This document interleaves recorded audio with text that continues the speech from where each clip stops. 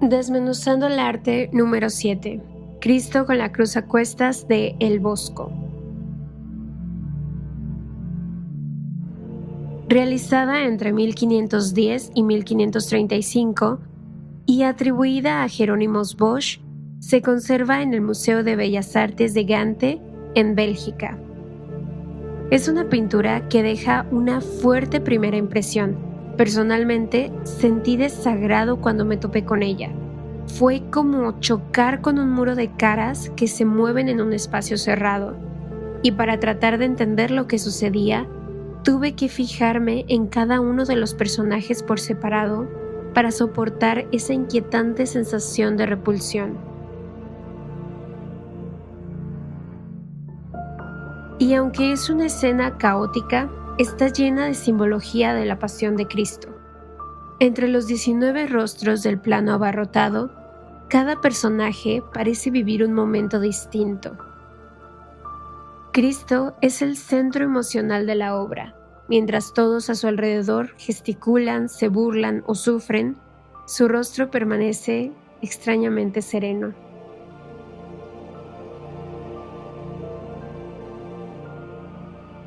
Del lado derecho aparecen los dos ladrones que serán crucificados con él.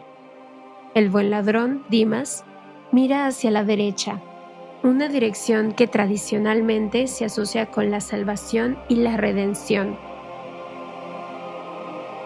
El mal ladrón, Gestas, dirige la mirada hacia la izquierda, vinculada al rechazo y la condena.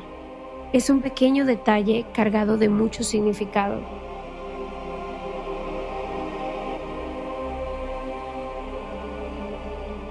Arriba tenemos al fraile, un fraile que da miedo, y no parece una figura neutral ni compasiva.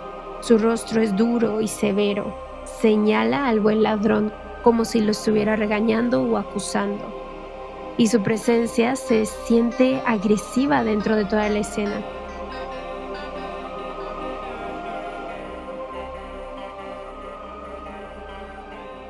Encontramos a Santa Verónica. Ella se compadece de Cristo y limpia su rostro con un paño, en el que queda milagrosamente impresa su imagen. El Bosco la presenta con colores claros y luminosos, lo que la hace destacar entre la multitud. Su rostro, inclinado hacia abajo, sugiere pena, aunque su sonrisa serena transmite calma, como si, a pesar de presenciar la tragedia, pudiera entenderla y estar en paz con ella.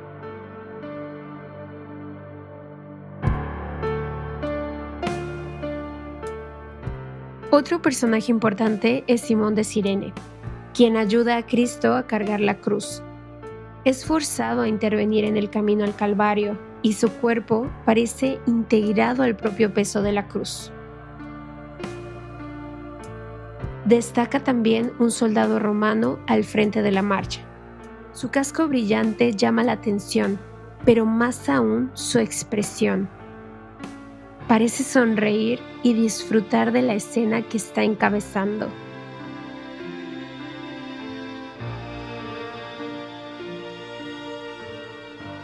Justo en contraste con él, aparece el sombrero puntiagudo de uno de los hombres que interactúan con el mal ladrón. En la época de El Bosco, este tipo de sombreros podía asociarse con la locura. Curiosamente, hoy seguimos viendo un sombrero así en la imagen de un mago o un hechicero. Curioso, ¿no?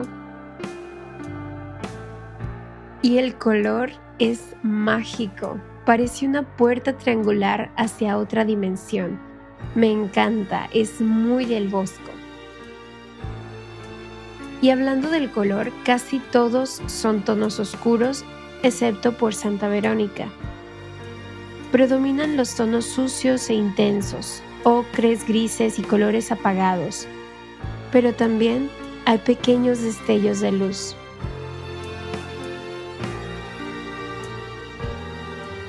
Todo ocurre dentro de un recuadro cerrado, sobre un fondo casi negro que hace que los rostros parezcan emerger de la oscuridad. La iluminación de cada cara parece pertenecer a una escena distinta, como si cada personaje hubiera sido arrancado de un cuadro diferente. Hay, además, un disco rojo que podría simbolizar la sangre de Cristo. Y el color también ayuda a leer a los ladrones. En el buen ladrón veo resignación, sus tonos son grises y apagados.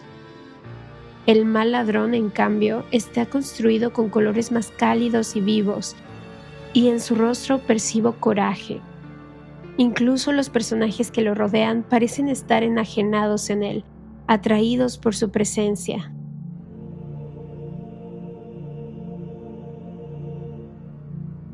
Muchos de los hombres llevan pendientes, un detalle que en la época del Bosco podía asociarse con personas marginadas o desviadas. Los rostros son deformados y en muchos casos burlones. En ellos se encarnan el pecado, la ignorancia y la maldad humana. Cada cara parece representar un defecto distinto, una reacción diferente ante un mismo acontecimiento.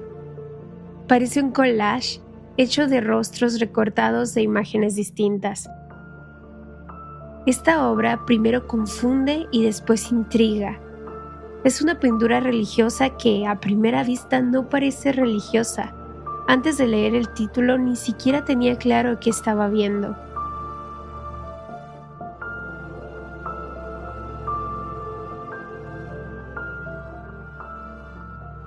El Bosco pintó otras dos versiones de este mismo tema. La más antigua es la que se conserva en Viena. A diferencia de la obra anterior, esta es una escena abierta. Nos presenta un paisaje luminoso y un fondo tranquilo, aunque una vez más lo que termina dominando es la multitud. La composición es muy distinta. Cristo ocupa la parte superior y los ladrones la inferior, creando una clara división en la imagen. Además, aquí la cruz tiene una presencia mucho más fuerte. No está insinuada, la vemos completa y atraviesa toda la escena. Las expresiones son más tranquilas y menos exageradas. Algunos personajes miran a Cristo, otros simplemente observan hacia el frente. Hay quien llora y hay quien ríe. El sufrimiento se mezcla con la cotidianidad. Entre tantos rostros surgen varias preguntas. ¿Quién es el hombre calvo que tiene tanto protagonismo? ¿Quién es el personaje que intenta trepar el tronco? ¿Qué significa esa extraña rana sobre una especie de escudo que carga uno de los personajes? ¿Y ese rostro que nos mira directamente será un autorretrato del Bosco? Al contemplar esta versión, da la impresión de que el pintor estaba experimentando con ideas que más tarde llevaría al extremo en la obra que analizamos antes. Después, entre 1505 y 1507, el Bosco parece haber hecho un recorte de la escena, un encuadre más cerrado que deja a Cristo en primer plano y nos permite mirarlo directamente. Esta tercera versión de Cristo con la cruz a cuestas se conserva en el Real Monasterio de San Lorenzo de El Escorial. La composición parece un punto medio entre la intensidad de la versión de Gante y la amplitud y serenidad de la de Viena. Nuevamente encontramos un Cristo de composición triangular. Esta vez vemos su cuerpo completo cargando la cruz, la cual es la indiscutible protagonista en la obra, y el propio paisaje del fondo nos ayuda a completar visualmente la forma de la cruz.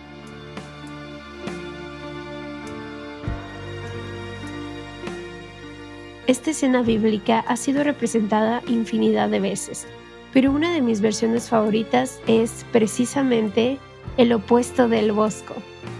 Otro grande, otro artista que forjó un estilo único, el Greco.